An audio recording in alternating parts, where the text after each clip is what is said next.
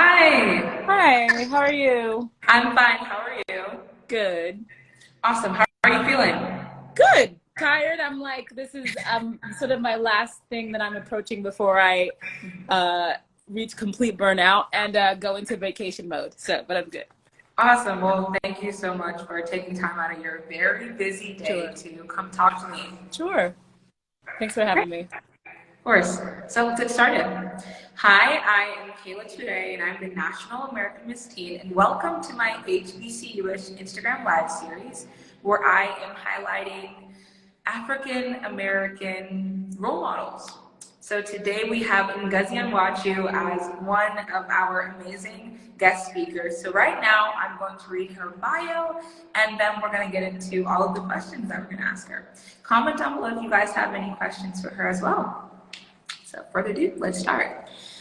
Ngozi is a performer, playwright, and storyteller, and most recently a 2020 Steinberg Playwright Award winner. Her newest play, The Last of the Love Letters, premiered at the Atlantic Theater in 2021, which she wrote and starred in.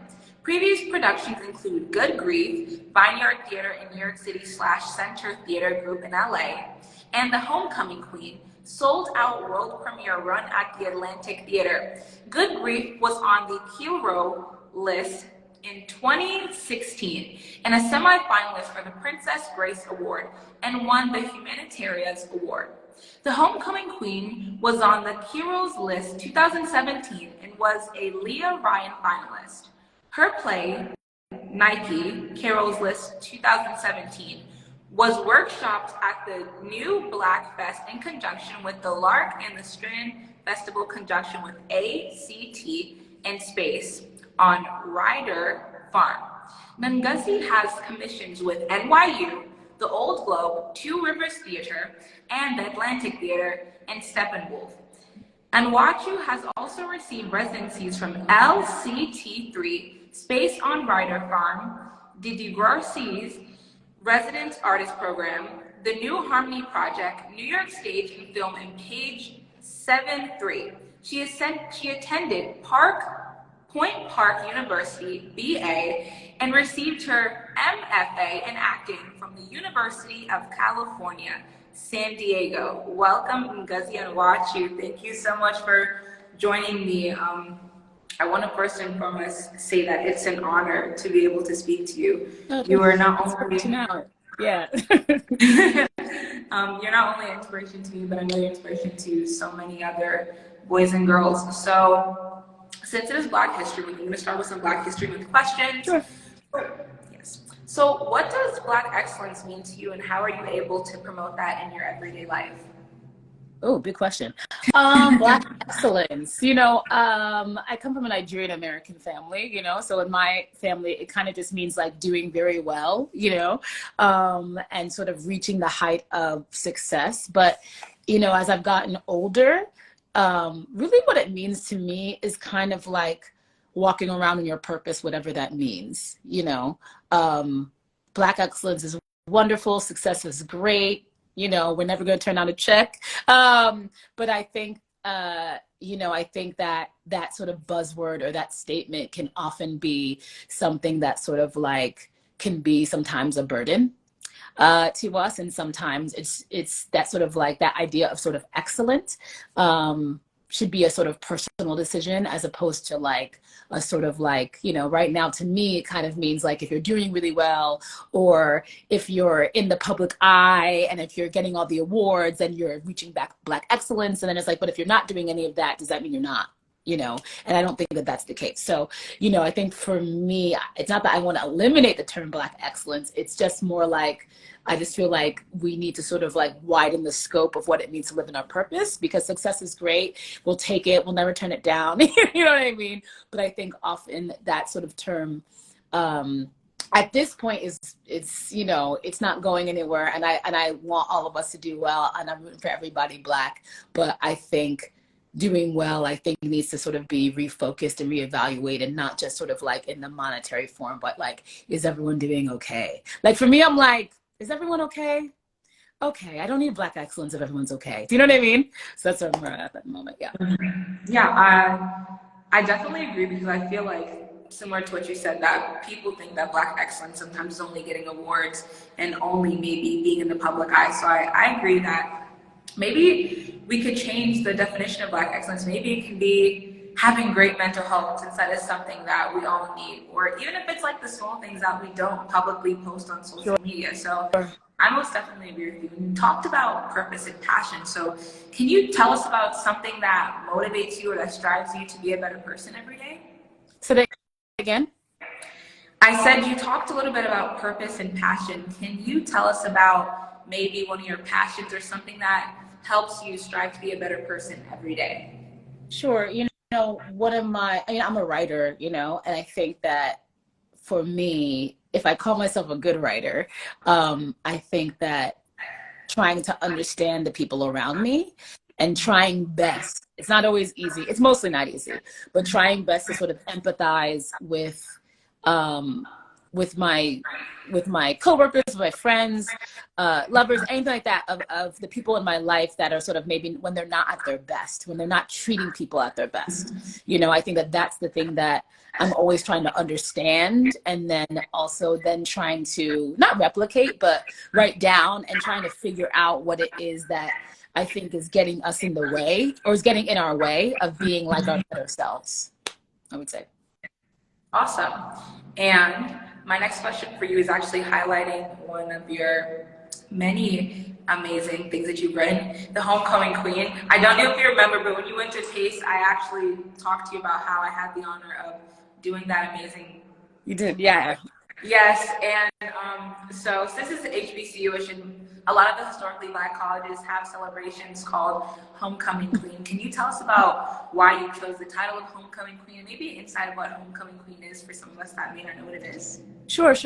I wanted to sort of play on that. I was raised very American, and so I think, from an American standpoint, when we think of Homecoming Queen, we think of like the most popular girl or boy in school, in high school, and or college, depending upon where you went to school. And they're sort of voted as the most popular, the most liked, all those things. And I wanted to sort of play on the literal terms with Homecoming Queen. It's about a young African woman who's coming back, to where she was from, to where she actually suffered like great pain, and in that play, homecoming means a couple things also within Black culture and African culture, right? Homegoing, at least. And so, it also means like when you are putting someone to rest, so in that particular play, it was about putting her trauma and her things to rest and putting her dad to rest. So Homecoming Queen was a sort of literal and or metaphorical play on the word that we think is about the sort of most popular girl, the queen, if you will. And this was about the elder's daughter, and kind of how that sort of like popularity within her village is like a burden on her, I would say.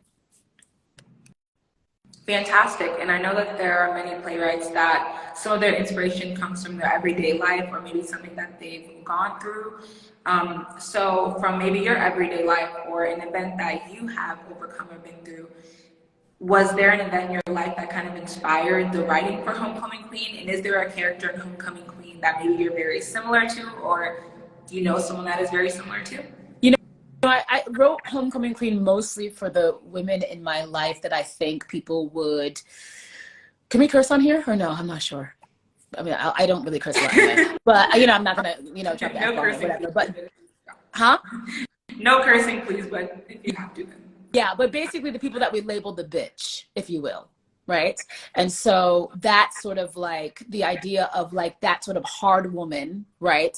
That terminology for like the Black bitch, right? And like the idea of like excavating what that person has gone through, to get that hard, to get to be that sort of strong, to get that be kind of to get to be that impenetrable takes a lot of things that happens in your life. So for me, that was more of a dedication to the siblings in my life, the cousins in my life, the friends in my life, that everyone kind of deems that, because I know that there's more going on with that human being, especially that woman, right? For a Black woman to sort of walk around every day, the one with the hardened shell, the one that people can't sort of get to, that play was kind of my dedication to that person.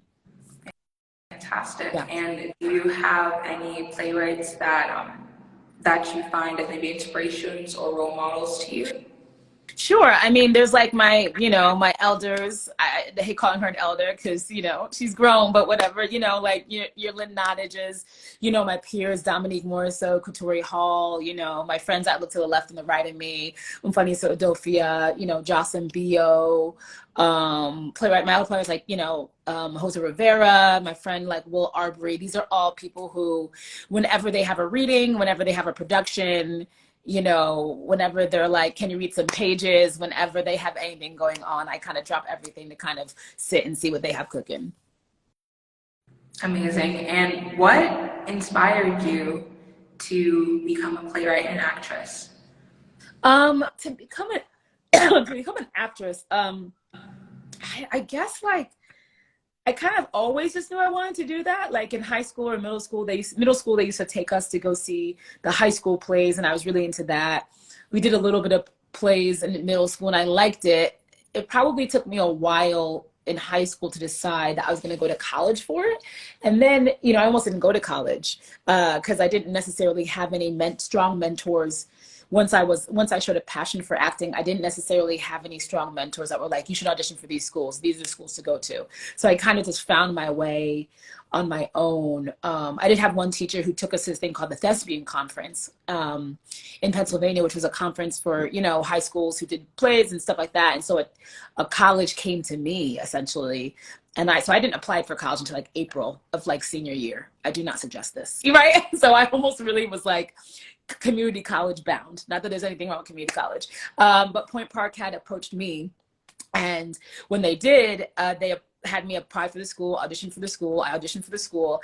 And it's funny, I went to school for theater, but I don't think I was actually serious about going to school for theater until probably mid to the end of my first year. I had a teacher like second or third semester that literally had a challenge for us, which was to memorize a monologue once a week and present a monologue, and to try and read a play like every 2 days.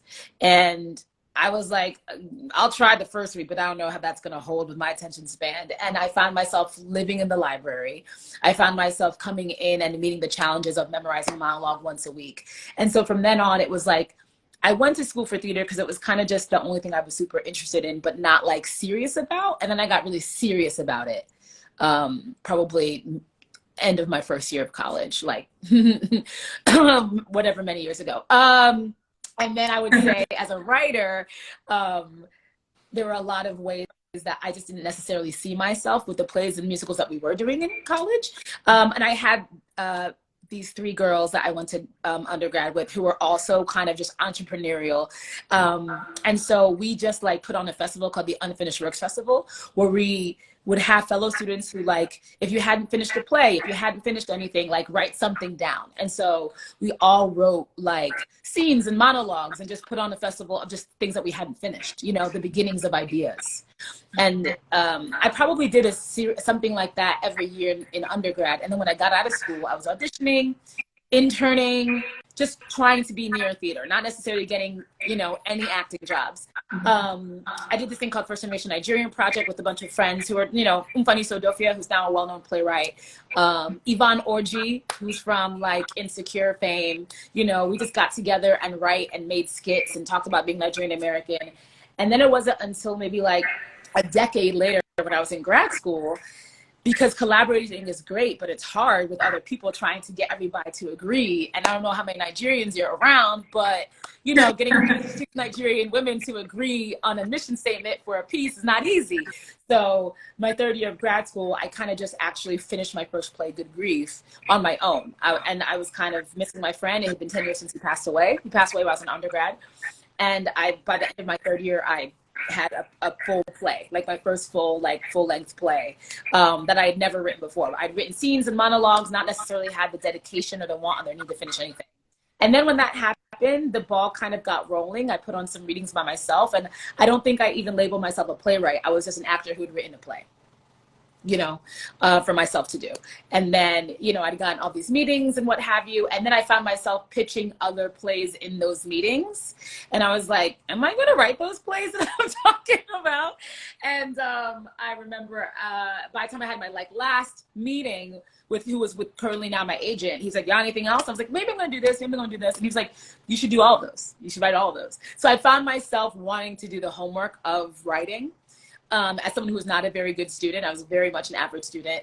And so I found myself like, maybe like, I guess it's been like almost 8 or 9 years now, embarking also now on being a very like full-time playwright as well.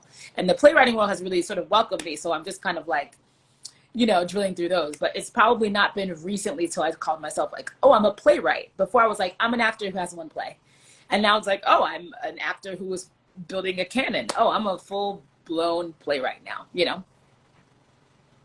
Thank you for sharing a little bit of your college journey, because I think that's so inspirational for me and for even those that are in college that don't know whether or not they want to only act or maybe do other stuff. Because I feel like sometimes people will put you in a box like, okay, you're an actor, you can only be an actor. But I feel like you're a testimonial that you're able to do whatever you want because you are, you know, an actor and a playwright. So that's just fantastic. I wanted to highlight that you said your freshman year, correct me if I'm wrong, that you didn't have maybe a lot of mentors or people around you that were maybe inspiring you. Can you talk to us about maybe, or share a message for those that are in school that aren't around many people that are uplifting them? You know, it's hard because I would say, like, if you're a writer, the good thing about being a writer is that it's a solo journey. Like, I don't love writing, actually, because it's lonely. It's actually a very lonely venture, you know? But if you find yourself to be an introverted person, writing is actually really, like, a beautiful way to kind of, like, create these friends, not to be a crazy person, right? But, like, it actually is a way to sort of explore all these things inside you. And the more I wrote, the more I understood myself. And quite frankly, the more I understood other people. So I found but I've always been a sort of extroverted person.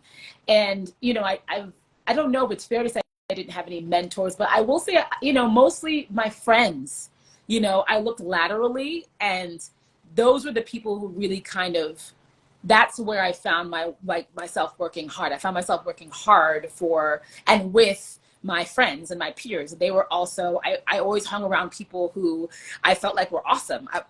Actresses, I'm like, that person's better than me, I want to be around them. You know what I mean? That person's really smart, I want to be around them. Okay, we're mentally vibing on a level, I want to hang around you. Do you want to make anything also? You know what I mean? And so I feel like my peers were really, you find like-minded individuals and like-minded ambitious individuals, like-minded individuals who are maybe interested in something different than you're interested in. So maybe you can actually complement each other.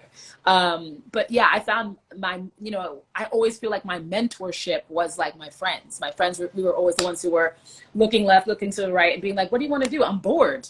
You know what I mean? Do you want to make something? I have rehearsal tonight, but we can make something else, you know? So yeah.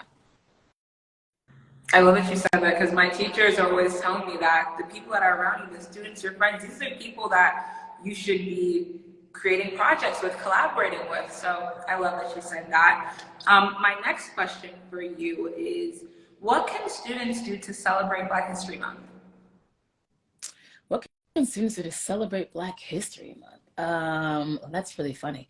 Sure, that's great. I mean, read something you would never read before. Like, read old school Langston Hughes. You know what I mean? Read some Nikki Giovanni. I'm a poet person. I love some good poetry. You know, read some Audre Lorde. Like, you know what I mean? Read a book on love. I think we are love deprived. You know what I mean? I might be talking about myself, but you know, but I would say, like, read a little bit more about love. You know what I mean? Like, read about those sort of like dreamy, soft things. I think, you know, be soft with yourself this month. You know what I mean? Like, we got our whole lives to be intense and to struggle and to fight. You know what I mean? And so I would say take this month to, like, I'm talking to myself again, get some rest, you know, and like, you know, and like get some love, whatever that means to you. I love that. And we're going to highlight the actor part of you, the actress part, since you are actress, multifaceted, many layers to Sure. you. Yeah. So do you have any advice for any actors or actresses that are trying to get into the acting industry but don't know how? For the youngins, you know, it's such a different, it is such a different world, man. When I like, I mean, 4 years ago, it was a different world, right? So I would say, you know, I think the thing that I actually really admire about the younger generation is that y'all put yourselves out there more, you know, like I'm watching the youngins put their monologues on their IG pages, you know what I mean? And like put their auditions on their IG pages and just, you know, share their stuff more and put themselves out there more on TikTok. I don't know anything about TikTok. I'm probably never going to get a TikTok account, but I would say like share your stuff. Like as actors, we're taught, it's funny, we're taught to not take no for an answer. We're taught to have no shame, but there is so much shame about putting ourselves out there that for me as like a 40-year-old woman that I had, that I look at your generation that you're like, nope, no shame. So, and I just want to sort of encourage that part. I mean, don't be slipping into my DMs and send monologues to me because I may not watch it and I don't have time and I'm trying to get through my own deadlines and I need a nap.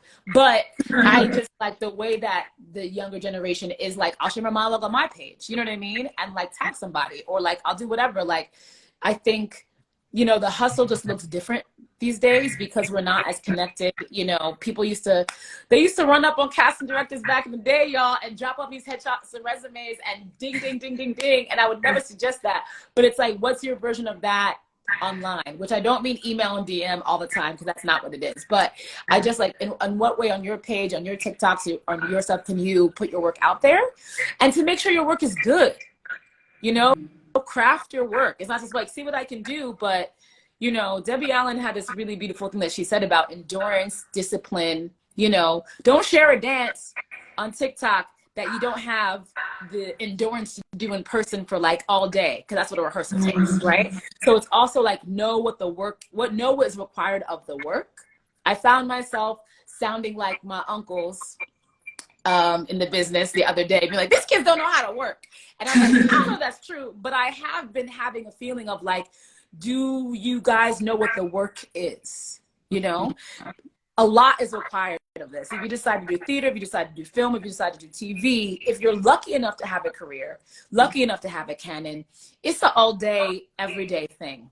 You know, everybody needs to have their rights protected, their union protected, and all those things, but it's work out here. And I do think like it's important for everyone to be aware that this is an exhausting job, you know, and you got to take care of your body, you got to take care of your soul, but it's like you got to get in the gym, and I mean that mentally, I mean that physically, you know what I mean? You got to eat healthy, you got to take care of your body, you know what I mean? You got to take care of yourself spiritually, like whatever that mental, spiritual, and like literal gym is for you. If you're trying to do this, get in there now, because it's not for the faint of heart. And really, I would say get rid of your sense of rejection and your sense of regret. You need to be more in tune with your sense of regret than your sense of rejection, because you're going to get said no to a lot, right? It's mostly no until you get like the very dope yeses.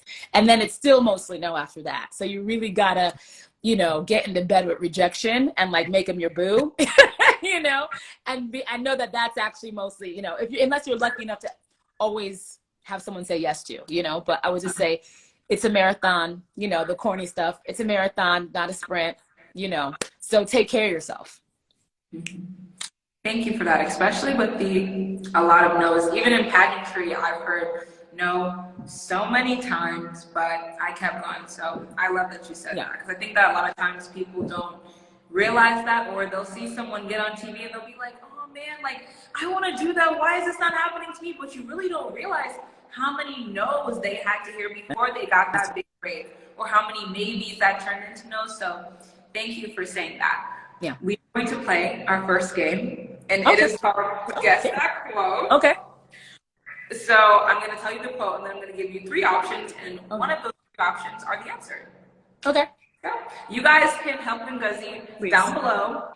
So yeah, let's get started. I also want to say your hair looks fantastic, and someone actually also. Thank you. I just started these locks a year ago, and I'm very proud of them. Thank you. So beautiful. Okay, so this is the first quote.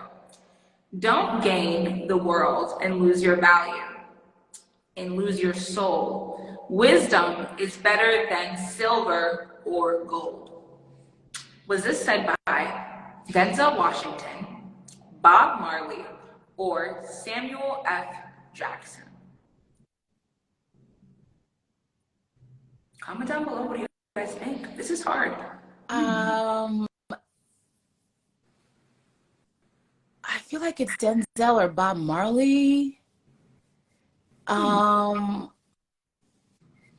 Denzel? Is that your final answer? Oh, come on! Is that your final answer? Yes. It was Bob Marley. It was Bob Marley, yeah. That's why you were trying to help. You were close. I was like, you're late, Marcus, you're late. You're late, Marcus. Okay, next one. Yeah. The number one rule of acting is do not seek approval from the audience. People don't realize that. You can't do stuff to get applause. You have to live in the truth. Was this said by Will Smith, Michael B. Jordan, or Chadwick Boseman? I mean, Michael B. Jordan and I haven't been on stage, so I'm gonna guess Chadwick Boseman. You're correct. All right. Awesome. We got one. We got one. Okay. We got one. More, okay, guys. I'll take it. Okay. Okay. Next one. Okay. Do not judge me by my success. Judge me by how many times I feel down and get back up. It's a good quote. Was this said by Langston Hughes, Morgan Freeman, or Nelson Mandela? It's a powerful quote, guys. Wow. Nelson Mandela? You're correct. All right. You're on a roll here. All right. I should have won my first Bob Marley, then I'd be 3-3. That's okay. Progress on You got this. Okay, this is the last one. Okay. It's more important for me to see the mess and the imperfection along with the beauty and all of that. For me to feel validated. Was this said by Halle Berry, Angela Bassett, or Viola Davis? Viola Davis. Yeah. I watch every interview of hers. Really? So I feel like that's a recent one. Yeah, I feel like that's a recent one. Mm-hmm. That she talked about like the mess. Wow. Wow. Okay, so you got a 3 out of 4. That is pretty awesome. Okay, good. I feel good. All right. I feel vindicated. You feel energized. Yeah. Okay, so we're gonna go back to the questions, and then we have another game after the questions. So let's talk more about Black history and the importance of being a Black woman in the entertainment industry. So can you talk to us about what does it mean to be a Black woman in the entertainment industry? How long do you have? Let's see. To be a Black woman in the entertainment industry, I don't know anything else, right? So I would say the ups are sisterhood. The ups are getting to uplift my fellow Black people. The ups are getting to employ my fellow Black people and reaching out to my fellow Black women to direct my work and to give people opportunities. So that's the up. The up for me, when I make work, if I'm in a position to hire as a playwright and to bring people with me, the up is fellowship. Like I love the family nature of what we do. I love making things with my people. I love talking junk with my people and then presenting it and sharing it with my people and other people to see how we do. So that's the best part. I think, also to be a Black woman in this business is to constantly be second guessed, right? Is to constantly have to prove yourself, constantly having to go above and beyond just to have people really understand you at your baseline. Your tolerance and your empathy has to be at some sort of like Satan-like structure for the things that you will have to tolerate from the less melanated people, right? Who are sort of in charge or holding your check at bay, And so that's sort of like my not favorite part of sort of this industry, which is, you know, the constantly having to prove yourself, the constantly having to deal with microaggressions, the constantly having to deal with just like out and out like racist worldviews, you know, and just be resolute in who you are. It's a constant challenge of your belief system, and it's a constant challenge of your integrity, if you have it, because not everybody's walking around with the skin color and having it in this business, because that's also very real. So it's to constantly kind of be challenged in who you are, right? What we're doing and what we're asking ourselves to do to be artists is to put yourself completely on the line. And so with that comes a lot of trust, and a lot of vulnerability. So, you know, there's a lot of stuff getting in the way of being able to be your full self in this industry sometimes, a lot of times. So it's constantly a minefield of trying to figure out, like, can I be myself, full self here? Oh, I can. Great. I'm safe here. It's like finding your pockets of emotional and or literal safety and then getting to share. But it's not always easy. Yeah. And what is something that you hope to see change in the entertainment industry for Black women? More of us in a position of creation, more of us in a place of power. You know, that's what I want to see. I want to see more of us in producer positions. I want to see more of us in executive positions. And I don't just mean this, I mean this.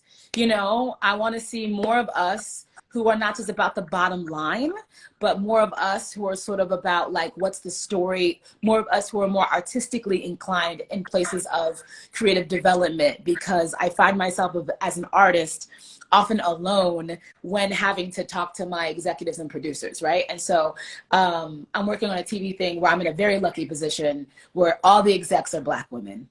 All the producers I'm talking to are Black women. So it's like, it's paradise, you know what I mean? And so, and they all have beautiful big hearts.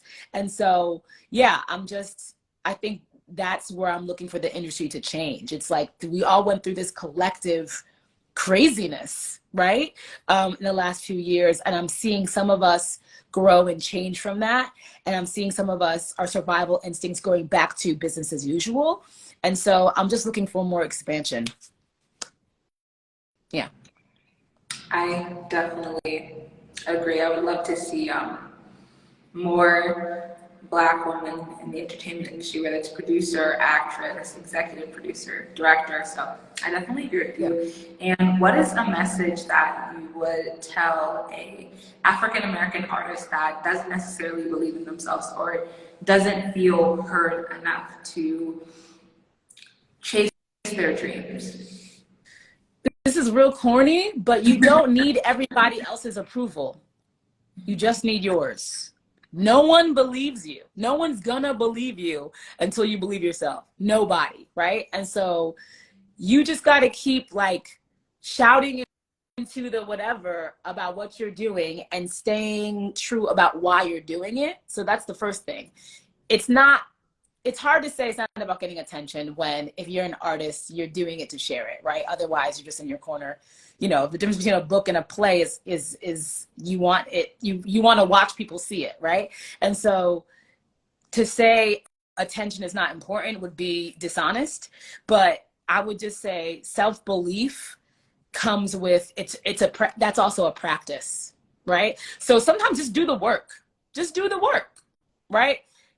No one can see or praise something you didn't make or didn't show, right? So just have enough. You just need enough to complete the play. You need enough to finish the audition. You need enough to get on the subway, to take the Uber to the audition or to the meeting. You just need, like, enough. And it's like, it really is like a moment to moment, day at a time thing. And quite frankly, if you're not feeling it, if it's not in you, take a break for the day, take a break for the week, take a break for the month. It'll be right here. This industry, God bless it or not, is not going anywhere, right? So if it's getting the best of you, if it is not making you happy, if it's making you miserable, take a minute and think about why you've put so much of your power into somebody else's approval, and think about why you're doing this. If you're doing this to just share it, it doesn't matter if it's off Broadway or on Broadway or in like a cabinet, right? You can share it right now. You can go literally, if anyone wanted to, you could be like, I'm going live and I'm sharing a play right now. And 10 people will at least show up. One person will at least show up. If only for 20 seconds and they made a mistake and they didn't know what they were doing, accidentally signed on live, right? You got that audience for a little bit. What you gonna do with them, right? But you have to, no one's gonna do it unless you do it, right? And it just has to be, you just gotta believe in yourself today, right? And then take a nap after you're done. Because it's exhausting to believe in yourself and nobody else to believe that you got what it takes. But that's mostly what it is, because no one cares until they care. No one does. How many stories do we hear about that person wasn't giving me time, that person wasn't paying attention to me, and now that I'm a big deal, now they're paying attention to me? I'm like, yeah, that's how that works. That's how that works, right? I'm sure there are many people who are like, Ngozi, you didn't know me. I tried to say hi to you 8 years ago. I'm like, I'm sorry, I didn't. There are people that I have that unnecessary beef with, of like, they didn't give me any attention 10 years ago when I talked to them. If they were busy shining, right? So, I just believe like it's just believing in yourself is a one day at a time thing, and also know that has its ups and downs and is not all the time. Everyone's not out here being like 100% confident all the time. They're just not. If that makes you feel better, and I feel like it should. Yeah. I most definitely agree. And that's something that I try to preach a lot on my social media, that I'm not confident 24/7. I feel like people, or it just might be a society thing, especially with social media, because a lot of people post, the best times of their life on social media. So people think, wow, that person is happy 24/7. That person is going through no challenges at all. So why am I like going through this? So I loved how you were able to highlight that, because I feel like so many people think that we don't go through stuff, or we don't go through challenges, or we don't go through obstacles just because, what we post on social media. So I thank you for that. And since we're talking about challenges and obstacles and overcoming, can you talk to us about a challenge that you overcame? Oh, so many. When I first graduated grad school, I went to school for acting, and they have this thing called like Showcase. Mm-hmm. And it's like, I don't know. Think about the auction block or pretty dresses and monologues. And it's essentially like you graduate school, you have like 2 to 5 minutes, you do a scene monologue with your classmates, you've been training for 3 years, and then it kind of all comes down to these 2 to 3 minutes that you do in Los Angeles and LA.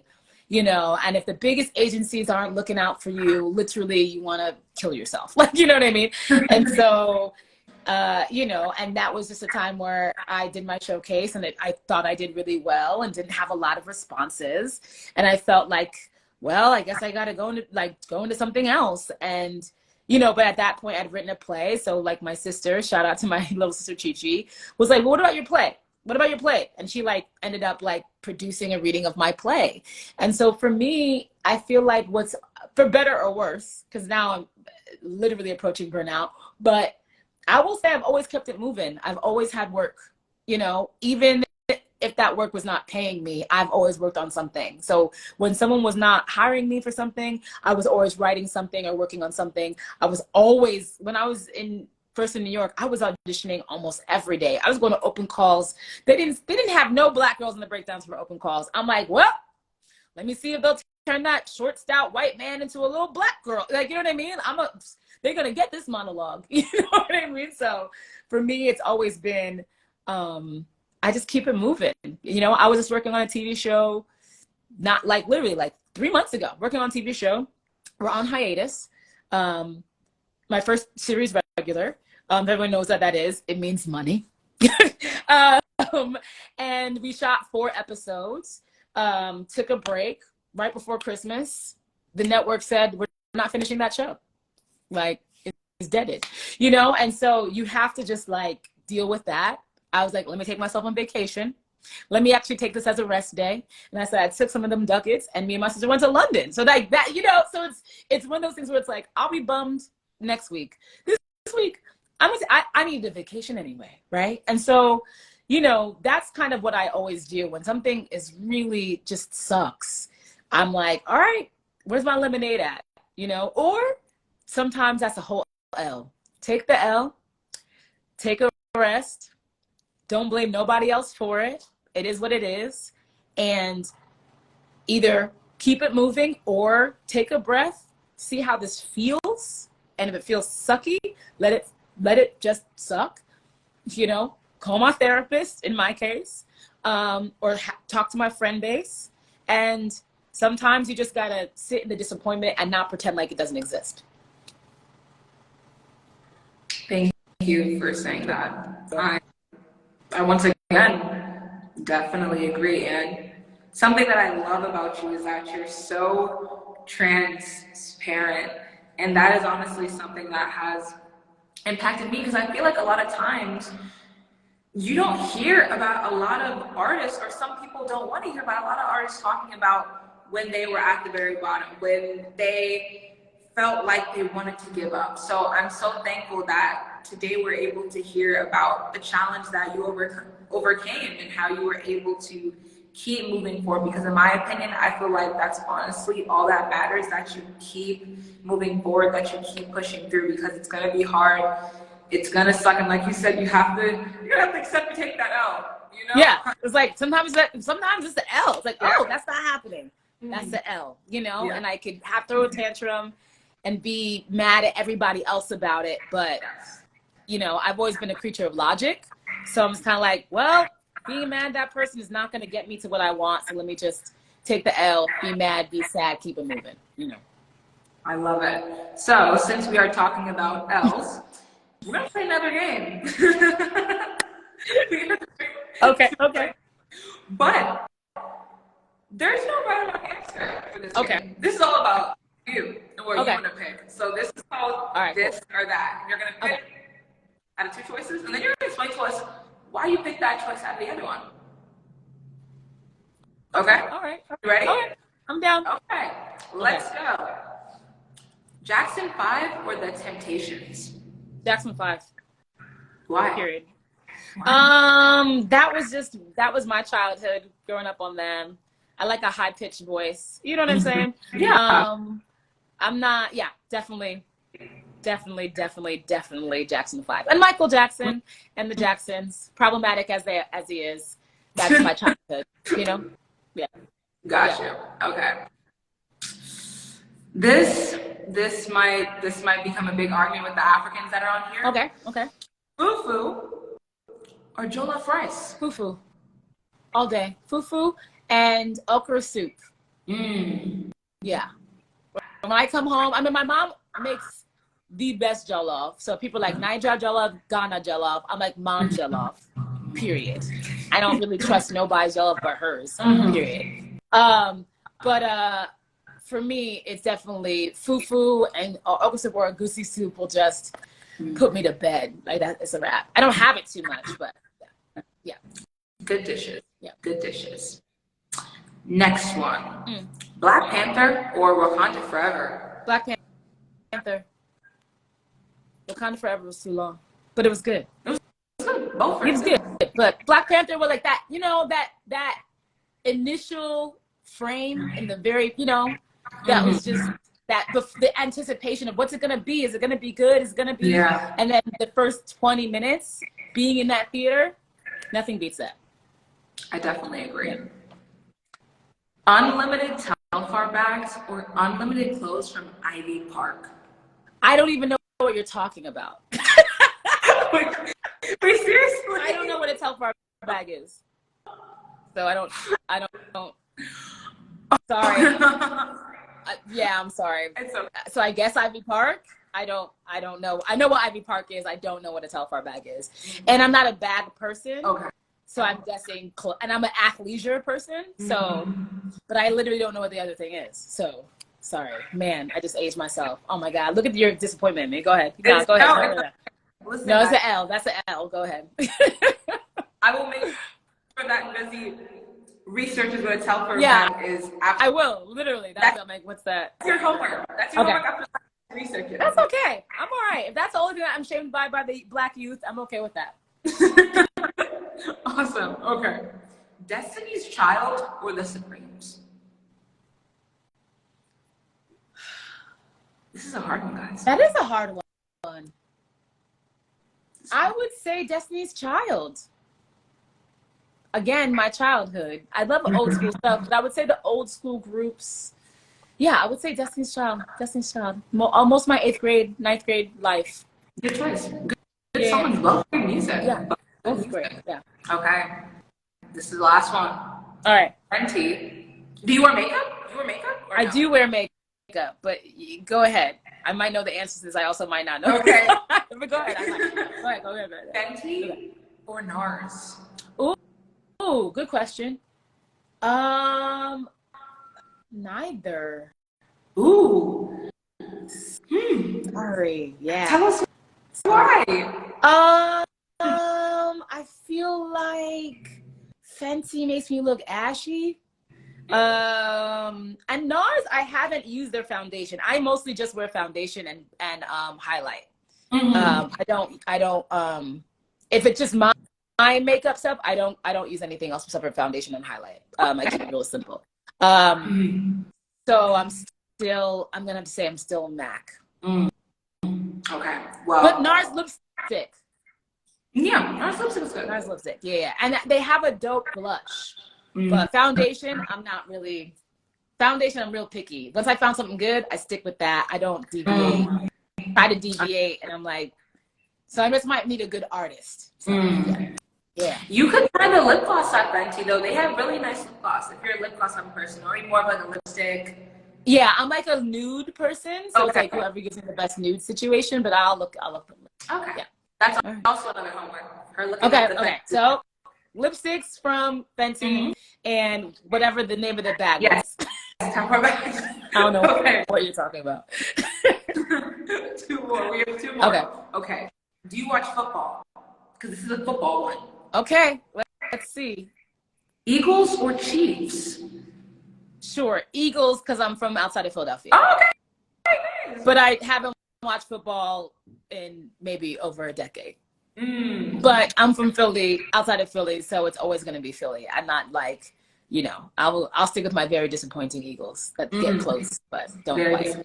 They were close. They were close. They're always close. That takes the L sometimes. Look, so they're always close. I'm at peace. we'll see next year. Yeah. Okay, so this is the last one. Break My Soul by Beyonce or Girls Run the World by Beyonce? Break My Soul. That's where we're at right now. That's the mantra right now. Yeah. And then we'll get back to Girls Run the World. You know what I mean? We'll get back to it. Yeah. Then this is my actual last one. Both 2 amazing music artists that are from Nigeria. Okay. That I hope you have heard of. I think you have though. Oh, but not. I'm actually. I won't even. Maybe I didn't. But go ahead. Okay. Okay. Burna Boy or Davido? Oh, new or old? Davido. There'd be tell us why. Burna Boy without Davido. It is what it is. Are you saying that Davido walked so Burna Boy could run? That's a fact. Yes, I am saying that. That's a fact. Understood. So that was all the games I have. I have like 2 or 3 more questions for you. Okay. And then you guys can also comment down below and ask her some questions. Okay. Last 2 questions. Let's see. What are your future goals and how have you been able to work toward those goals? Some practical goals, trying to figure out if I want to move back to New York and or buy property. Ooh. So that's one. Ooh. And moving towards those goals are getting an accountant, adult things, getting my taxes in order, getting my money together, paying off some debt. That's just like adult things. Artistic goals, I would like to write my first screenplay, like actually complete one. So, just like it's hard for me to finish a play. Now that's not the case. It's hard for me to finish a screenplay. So I would like to do that.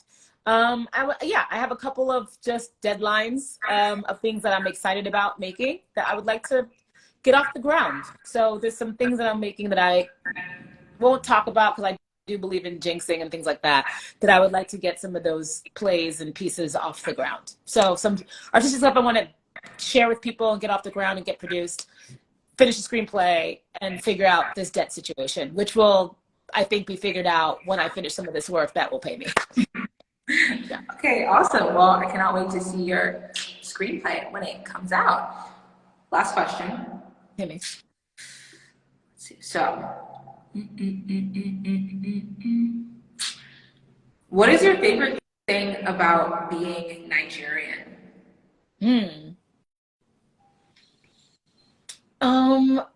I would say it's the communal aspect of coming across another Nigerian and knowing another Nigerian when we see each other. Ones that want to be seen. You know what I mean? I remember very distinctly, especially being in the arts, you know, I graduated school like 2004, right? So almost 20 years ago now. And so that was a smaller group of, you know, now there are so many Nigerian American artists, Nigerian British artists, you know, we've become a much more global entertainment industry. So it's not as niche as it used to be, or like it's special in a different way, but it's not as, yeah, it's just not as small as it used to be. And so now it's not as, it's like, oh, they're not Nigerian. Oh, sure, of course they are, duh. But I would say there was something really lovely about graduating school, going to these open calls, someone saying your name wrong, and another person coming in that you don't have to correct them and correcting them for you. I remember like one of my first experiences in New York was being at an EPA, which is basically an open call if you're an equity actor. And someone saying, Ngozi, Anibot, whatever they were saying. And I was like, just stood up. And I remember this voice going, it's Ngozi, Anyanwu. And it was Uzo Aduba, right? And there's this really great, the community aspect of it, and knowing that you know, like anything, you walk into a mostly white area, you see another black person, the head nod, whatever the version of that is, it's similar when you see another Nigerian. So that's what I like about it. Yeah. I love that. Yeah. Thank you. So I think my sister Queen asked you a question. Do you want to answer it? How do you recommend girls getting started in acting or being a playwright? To be a playwright, write a play. That's it. If you haven't yet written one, if you don't know how to go about it, read some plays, right? Pick your favorite playwright and just start reading their work down. Pick your least favorite playwright. Start reading their work down. Just to read everybody's work and see all the different ways in which you could go about it as a writer. There's a thing called New Play Exchange. It's like maybe $10 a year or something like that. And you can just read plays that are by well-known writers and not well-known writers. People who just call themselves writers who just want to share their stuff. So New Play Exchange. As an actor, you know, again, read plays, read screenplays. If you're in New York, go to the drama bookshop, sit there. If you ain't got no money to buy the play, sit there and read that play. Start doing the work. The work is studying. If you're looking to audition for things, if you're in New York, there's playbill.com, there's Backstage. There's a version, no matter what city you're in, right, of auditions. And I'm telling you right now, Google is your friend, right? So much of the stuff I found out on my own. No one really told me. I was like, I literally was like, you know, back when it was AOL, that's how old she is. It was like search engine, how to audition in New York, you know, and things would come up, you know. And so even if you're in Albuquerque or Philly or DC or, you know, Kansas City, there is a place where people are holding auditions where you could find, you know, there's a theater in almost every country, right? Or in every city that you're living in. So small town, big town, start doing the community theaters for no pay that are cheap, and just start doing the work, you know, be in the ensemble. There's no small part, you know, like look at your local place and just, you know, if you can't get into the place, sweep the floors of the theater, you know what I mean? In what way can you be involved in that theater to be near it and at least observe? Great question, Janae. Yeah. I asked you all the questions, but my last official question is, do you have a last message to tell everyone, or maybe a message to tell like a little boy or girl that doesn't have a lot of self-confidence? Confidence is something that is gained. And there's a statement, right? Like, fake it to make it. And I kind of do believe that a little bit. You know, I really do think that sometimes you just gotta put the Superman chest on, right? And walk the walk. And for some people, it's internally and then externally. And for some people, it's externally and then it's internally, right? So if you don't feel totally confident internally, go to the gym, sweat it out, punch something, go for a hike, go for a run. You know what I mean? Like, lift your head up more, lift your chest up to the world, do some yoga, do some whatever, like expand your entire body and like let it be a physical thing first, and maybe the rest will follow, you know? Sometimes it's like what you put into your body. Sometimes it's like why you have to really examine what does confidence mean and why is it that you are or not feeling good about yourself, and what are the things that you can do, right? Because putting it in someone else's hand to pick you, be it as an artist, as a lover, as a friend, you know, in what ways are you picking yourself first? And I do think that it will follow. I do think, yeah. So I feel like if if a youngin is not feeling confident, it's like, in what way can they walk with their chest out, take care of themselves, that they at least feel confident in what they're doing, the little things. It's like it's an ongoing battle. I'm grown, and people would label me as a very confident person, and I would not disagree with them. But I definitely have moments of like, whoo, nobody's in my camp right now. Whoo, nobody's in my church. Okay, congregational one. And sometimes you just gotta, you know, put yourself in practice and really, you know, sit by yourself and meditate on why it is that you need other people's approval so bad.